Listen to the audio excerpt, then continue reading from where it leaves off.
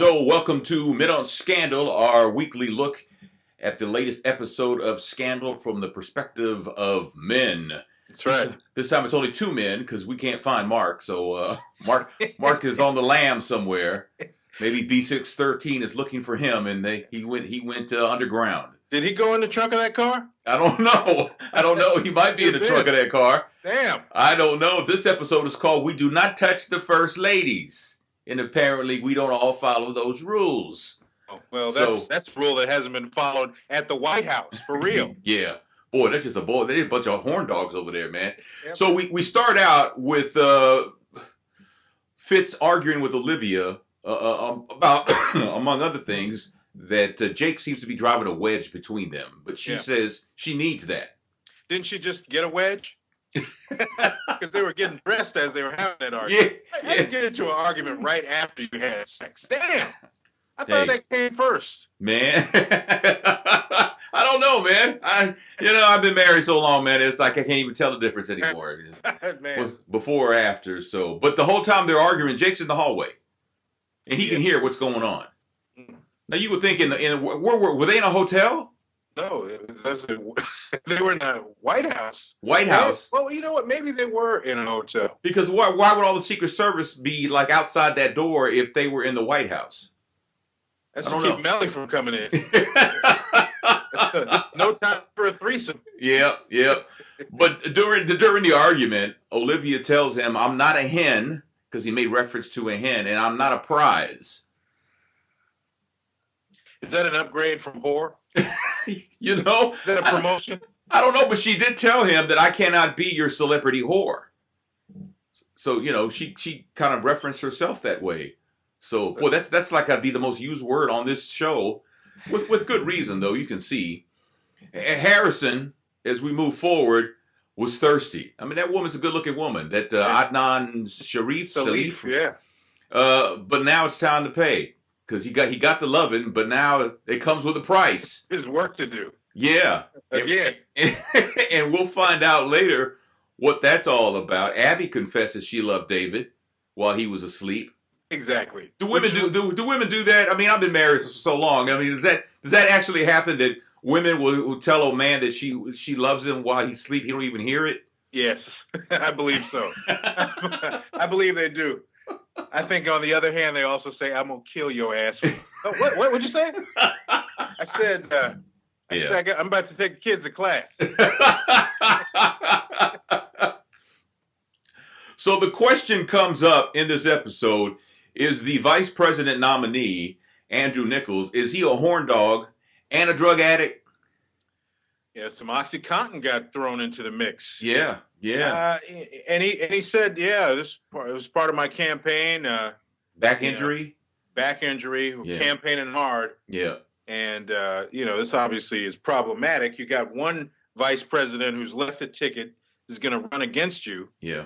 And now, he was vetted, but Fitz was like, "I don't care about the vetting.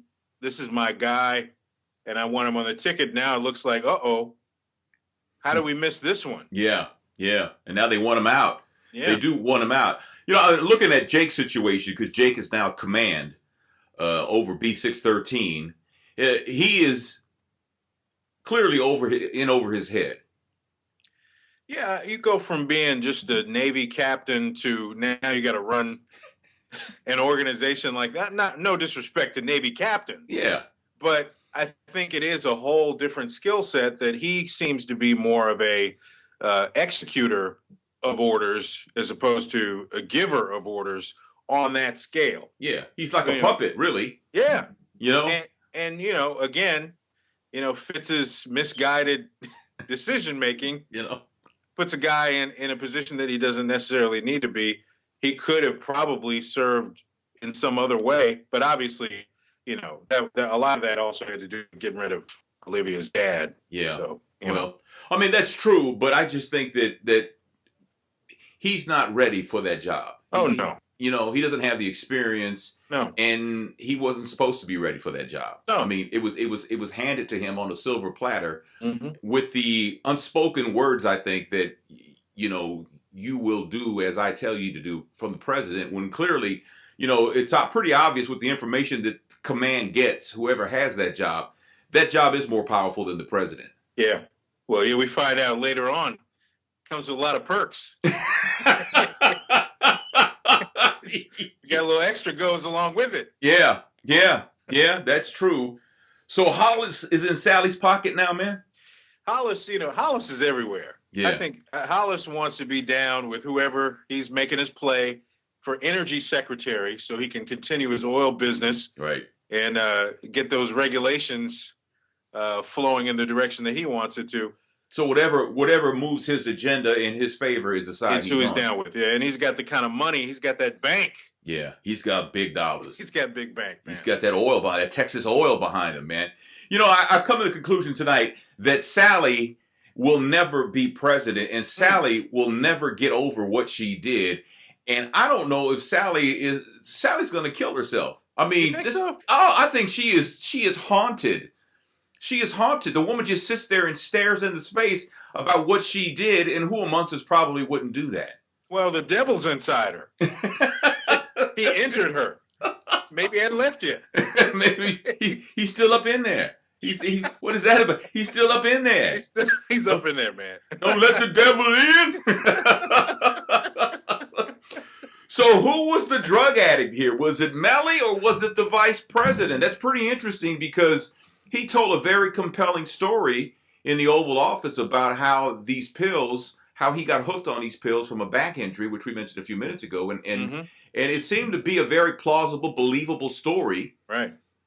And then you start thinking, well, are the drugs for his back injury or are they Mellie's so she could cope with what her father-in-law did to her? Yeah, speaking of back, the girl with back is using the drug. I got to say, Mellie looked really hot tonight. Tony, it's just a matter of time for you. In that gown, that formal gown she had on towards that looked good. Now hitting those stairs, not so much. No. Something wasn't right with the back of that dress. The airbags were deployed. It just wasn't right, man. You know what dawned on me tonight too is Olivia can't hang with her dad.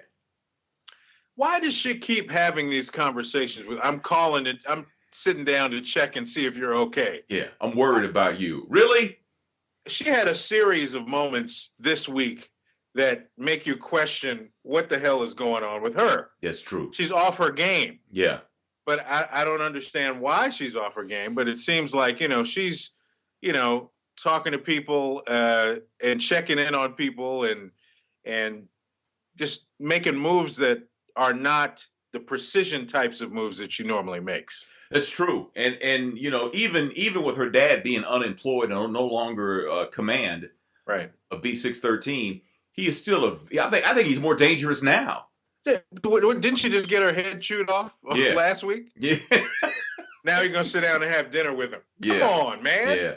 And so she's leaving and she just happens to look towards the door in the dark, in a dark restaurant, and she can see from across the street Quinn sitting in a car looking through some binoculars. Now, either she's got hella vision or Quinn is like the worst spy, if that's what you want to call her, operative, whatever, in the history of that business. I question her decision making, but her eyesight is amazing. Wow.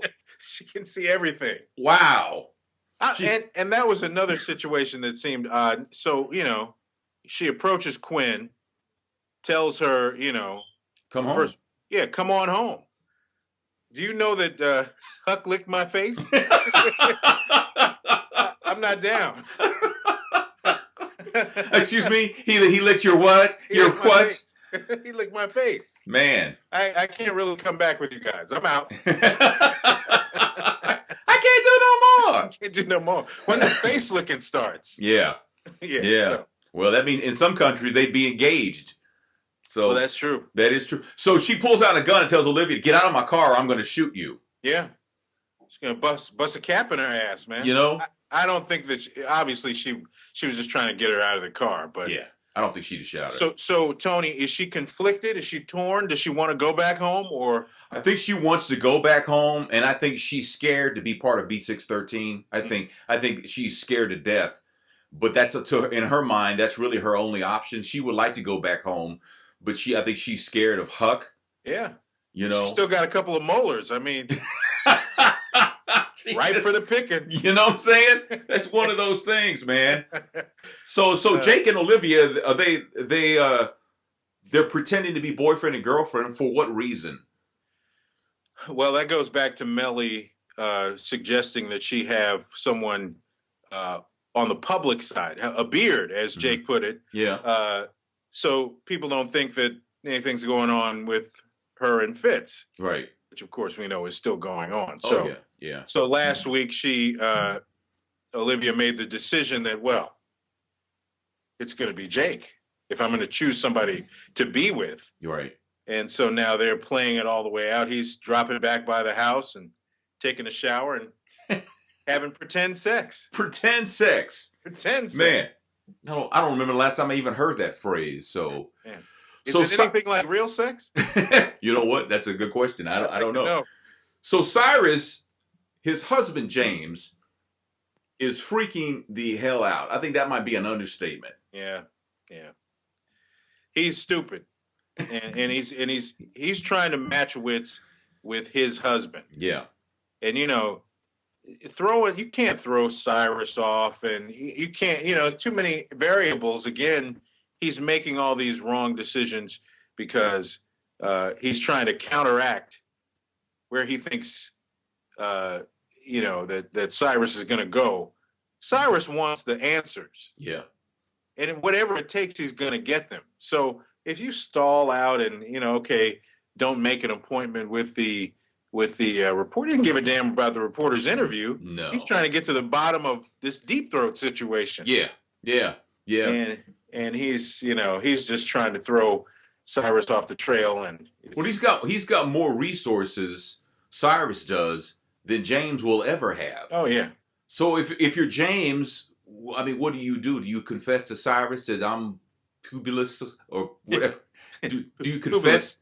Yes. Do you confess that, or do you just keep trying to run? Because it's just a matter of time. But the confession, which you're right, is maybe ultimately is going to happen. We know how that's going to go. Yeah. and I think we'll see that same moment. Take your child. Yeah. Get the hell out of my house. Again. And my life. Again. What's that? 3 times now that'll happen? Third time's a charm. Man, I don't know. The interesting question I thought from Mellie tonight was asking Fitz, what's it like to be so hot for someone? Yes. That you're willing to risk everything? And what does that feel like? Whew. That was a great question. That is a great question. And he said... I don't want to talk about it. I don't have time for this. Yeah. The greatest question ever asked on the planet Earth. Yeah. I don't have time to answer that. Again, check back with you on Tuesday. Damn. And the way she asked it, man, she asked it like, I really want to know when I know the answer is going to hurt me, but I still want to know. Yeah. I want you to hurt me. Please hurt me and tell me, answer this question. If you do nothing else for me for the rest of our marriage, answer this question. And he says, I don't have any. Ain't nobody got time for that. Ain't nobody got time for that. Ain't nobody got time for that. Which maybe, I know he didn't do it that way. He truly blew her off. Yeah. He had no intention of answering the question, but I wonder if that exacerbates the way that she feels, this MF still is dissing me. I can't even get a question answered. Good Lord. Hard times around here, man. Yep. Hard times. So the question for the audience is, did Mellie or did she not have an affair back in the day with this Andrew Nichols? Well, and I guess we find out that the answer is no, although it came close. Andrew was making a move. Yeah. But Mellie kept her knees closed. That conversation she had with Olivia. Yeah. That's I guess from Mellie's perspective, it wouldn't be the same thing. No, that was Olivia's second stupid move to this week. This has got to stop. Yeah, I'm boning your husband. Yeah. But what you've got going on, it's got to stop. It's got to stop. Child, please. Yeah. Yeah. Yeah. What are you talking about? When I leave here, I'm going to bone your husband, but you got to stop messing around on him. That's right. Don't even make it look like you're going to sniff around the vice president. That to me might have been just one of the most absurd moments. Yes. Because and the thing is that Mellie, she tries when dealing with Olivia one-on-one. She tries, she told her, you did a great job. You did great tonight. You did a great thing. Everything's working. You're doing great. Yeah. And then the conversation goes that way. I mean, to be that civil with your husband's side piece is one thing, but when it's on the level of the first family, that's a whole nother different thing. It is, and I wonder if, and maybe people will comment on this as they watch the show, and on Scandal. Does the Mellie fan meter go up? As you learn more about her experiences. She's been attacked by her father-in-law. Right, raped. She's carrying this water for Fitz all the way to the hilt, while his chief advisor is boning her husband. I mean, that's a lot going on. That's amazing that she can even, will herself to get up. Now, I guess the other side that it seemed unfolded earlier in the Scandal experience is that she's kind of power hungry. She wanted him to be the president, right? Because she wanted to be first lady. She wanted to be on that stage. Well, that's why she kept her mouth shut about what her father-in-law did to her. Yeah. Yeah. And we still don't know if her father-in-law is the father of any of their children. Ooh, boy. Ooh. Tony! We still don't know that, man. You are not the father. You are the father. Fitz, you are not the father. You are not the father, Fitz. Yeah. Damn. Yeah. That's crazy. So when David set up the meeting with this TV reporter, and he got snatched the hell off the streets, and David needs to stop trying to be a spy. If I was David, I would ask if I could transfer to the Sacramento office. I would want to get as far away from that whole situation, and I know it would mean him probably losing Abby because she's not going to move. She's a gladiator, right? No. She's there for the long run. But if I were him, I would that's just getting snatched off the street, and then you find out you got snatched off the street by your own girlfriend and Huck. Yes.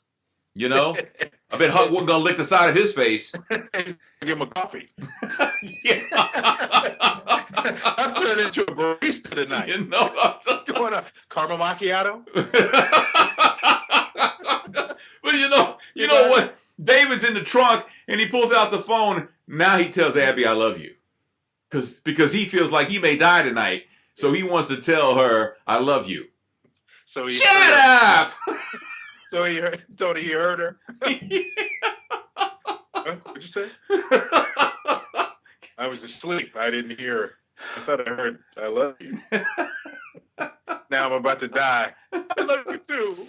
Man, here's the question about Quinn. Something about Quinn that she's and I don't know. Quinn. I don't know. She's just.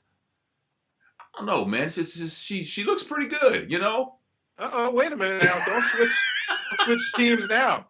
No, I'm still team. I think Mellie is attractive as hell. That's just me. Yeah. But Quinn, is she good based on what she had that conversation with Jake and the pictures of Eli and Leo, or did she just run into that information? She is.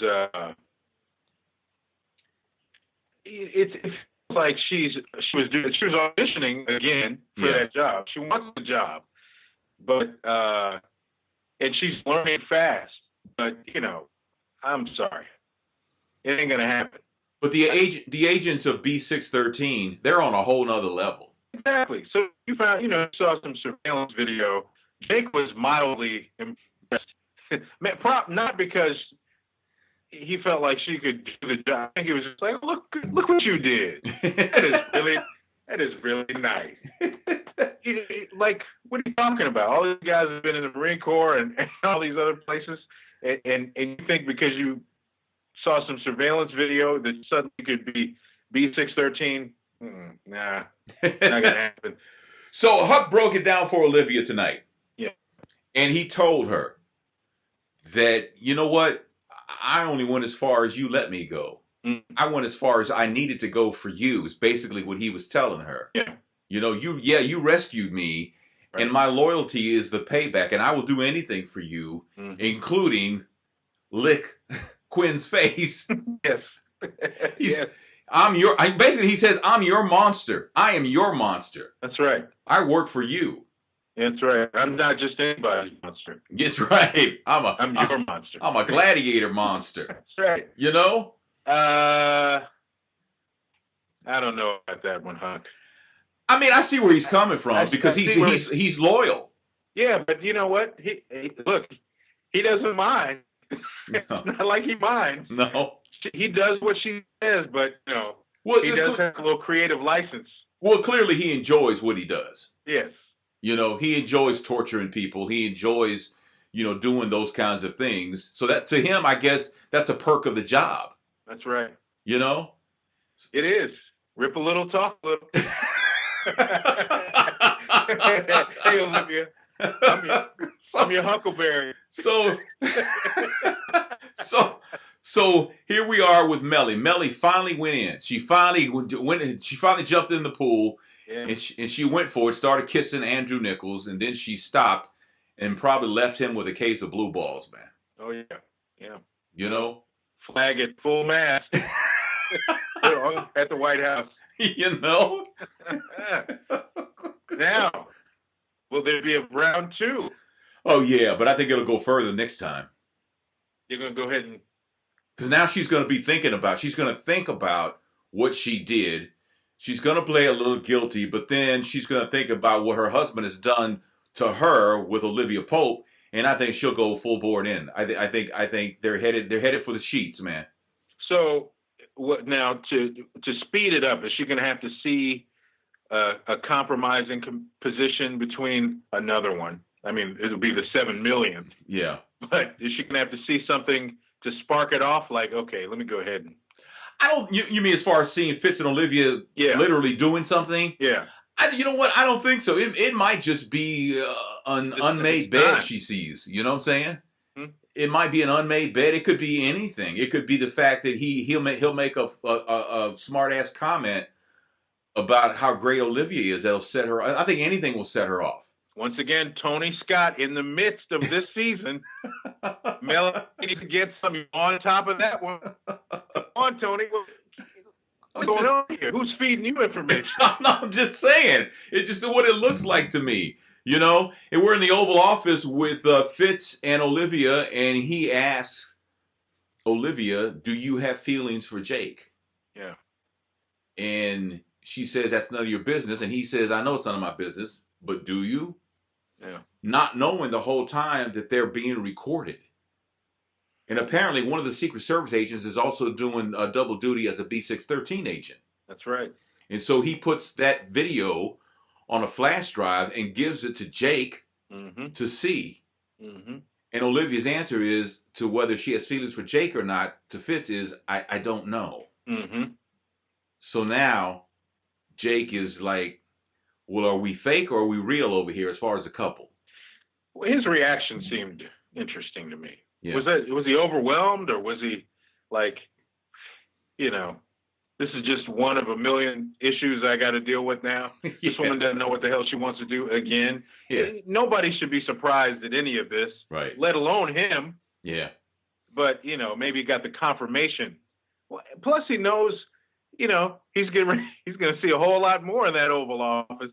Yeah. The way they cavort. I don't know if I don't think Jake's going to have that job long. No. I don't know why. I don't know why. I just think that he's gonna. Well, he has to know that he's Fitz's puppet. He's got to know that. So where's he gonna go, Tony? Maybe he'll back to the Navy. Back to the Navy. Maybe he'll just try civilian life and go out on his own, or just I don't know. He just doesn't seem like I don't know. I guess because Eli is so strong, was so strong as a head of command. I mean, it's like having Avant, the singer Avant, being compared to Michael Jackson. You know what I'm saying? Tony, the whole music industry just skipped when you said that. That's never going to happen. It's not going to happen, man. No disrespect, Avant, but we're disrespecting you. No. You deserve it. He's a fine young man, a great singer. That's right. But never to ever be mentioned again with Michael Jackson. It's not apples and oranges. It's like apples and lawn chairs. You know what I'm saying? It's not even in the same realm, man. It's just not. By the way, look out for Avant's new album on iTunes. And while you're on iTunes, you can actually download this podcast too. So, that's right. Hey. So towards the end of the show, Adnan, is that her name? Adnan Salif. Adnan Salif is at the party, and she introduces herself to Cyrus and thanks him for getting her into the country. And he says, well, you're a criminal. We can't be seen talking to each other. And then we found out minutes later that she is in cahoots with Mama Pope. We're in. We're in. We're in. Oh, man. That looks like that's going to be really bad for somebody. Yes, especially since she's trying to bring some cash into the mix, right? Right. Maybe that's the case. And Fitz says no to, he doesn't want, what's his name's money? I can't think of his name. Hollis? Hollis's money. No to Hollis. Hollis is the biggest bank play in this run for re-election. Right. So he's taking that off the table, which means, that Cyrus is panicking because where's that going to come from? And now he might have to reconsider the Adnan Salif situation. Yeah. And there's a surprise on the back end, perhaps. Well, anytime Mama Pope's involved in something, it's going to be a surprise for somebody. It's going down. It's going down, man. It is going down. So whose risk is going to be eaten this time?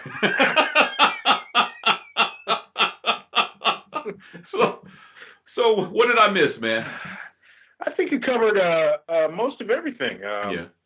Let's see. The barista thing really got me with kept bringing the coffee because he was trying to start a conversation. Come on, man! If you can chop off a finger and pull a tooth, I think you can have a sensible conversation with a woman that you respect. Yeah. What was that, man? It's just, I mean, the governor also. I guess we sort of got to this, but he, in the flashback, he was asking why she wanted to check out, why she was trying to. So we found out he saved her life, and that's how they grew close. Mm-hmm. And she kind of spilled the beans. Yeah, she did tell him. She talked about the rape, and she talked about the kid and all that stuff, which was kind of. I thought that was kind of interesting that was dropped in that fashion, and then it also set up for them to obviously to be very close, but no cigar. Well, she opened up to him and told him what the deal was, and then she just as fast she shut it down and ran up those stairs. Yeah. Yeah. So it'll be interesting. I think they're headed for the sheets. Me myself personally. And going back a little bit, what about Harrison making a donation online? Well, I mean, what is he? Was he making the connection to where the money was? The girl told him where the money needed to go. Is that part of the Adnan? That's the. Guess what I'm thinking. Where they're kind of in. Yeah. So that means Harrison unwittingly is going to indirectly help Mama Pope pull a caper. It looks that way. It does look that way. Yeah, that he's been. See, he let that loving rope him right in there, man. You see, didn't take long. We fall for that okie dokie every time, don't we? Hey, usually you can run away after you get what you get, but not him. He's got orders. Here's what you're going to do for me. Damn, I think he held out a little bit longer. She got the banger. He only got one trip. Damn. He only got the Adnan. He didn't even get to the Salif. So coming up in August is going to be the Scandal meetup in Los Angeles, and it's going to be August 1st through 6th, and we're going to be there. We think Mark's going to be there. Mark can't even show up for the broadcast. We don't know if he's going to be in L.A. So I'm ordering my milk cartons now. Sure. So hopefully you can join us. I think it'd be a lot of fun. It's going to be a lot of great, people are going to be there from the show, hopefully, and just being excited for a very good TV program. I've never been to one of these before for any TV show. Neither have I. So we're excited about going. And if you want information on it, we'll put a link in the show notes down below so you can visit that website and maybe make your reservations if you want to. And it's gonna be a great time though. It's about 6 days. Yeah. So hopefully we'll see you there. I understand there's a dress-up party, and Tony, you're going to dress up as Sally, which is going to be. That's right. That's going to be interesting. That's right. I can't wait to see that. And I will be bona fide, like Sally and like Popeyes. And you know what, Tony? Let me say one other thing. I heard about something that Scandal fans would like. There is, if you go to omaze.com, you can enter to win a brunch with members of the cast of Scandal. Really?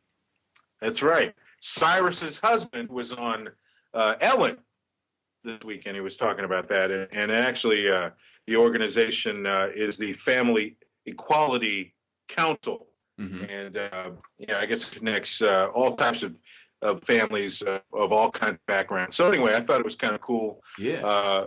Omaze.com. You can go on there. I don't know if you have to make a donation. Maybe you just have to enter. Okay. But actually, you get to go to L.A., brunch with the cast, and you get a made-to-measure Brooks Brothers suit and shopping experience. Wow.